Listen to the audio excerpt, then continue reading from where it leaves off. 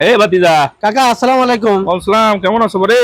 আছি আলহামদুলিল্লাহ। কি করেন কাকা খাতা পত্র নিয়ে? এই যে কালকে ইফতার মাহফিল না, গণ্যমান্য লিস্ট করতেছি বারে, গণ্যমান্য লোকজন যারা আছে তাকে কালকে কি কথাবার্তা বলবে, কে কি করলো এগুলো সব।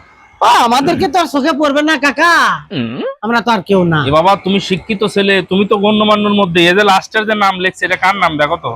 এখনই লিখলাম কার নাম। 297 জনের মধ্যে লাস্ট একটা তো আমি। হ্যাঁ, এটা তো গণ্যমান্যর মধ্যে তো আসো রে বাবা। তাও আছি আর কি, শুকরিয়া। আর কালকে আসো ইফতারের। তুমি ইফতারের আগে আগে আসলে হবে, তুমি বেশি আগে আসে তো লাভ নাই, তুমি তার কথা বলবা না। তুমি বাচ্চা মানুষ, কি কথা বলো? মানে কথাবার্তা কে বলবে তাহলে? আরে বাবা, যেগুলো গণ্যমান্য আছে তারা তারা তো ধরো অন্য গণ্যমান্য। আর আমি? আর তুমি তো হচ্ছে ভিন্ন গণ্যমান্য। অন্য গণ্যমান্য, আমি ভিন্ন ভিন্ন গণ্যমান্য। তুমি শিক্ষিত ছেলে, সেই বোঝো না। তা শোনো, এই গণ্যমান্য লিস্ট যাদের করছি এরা সবাই 5-6 বিভিন্ন দিছে।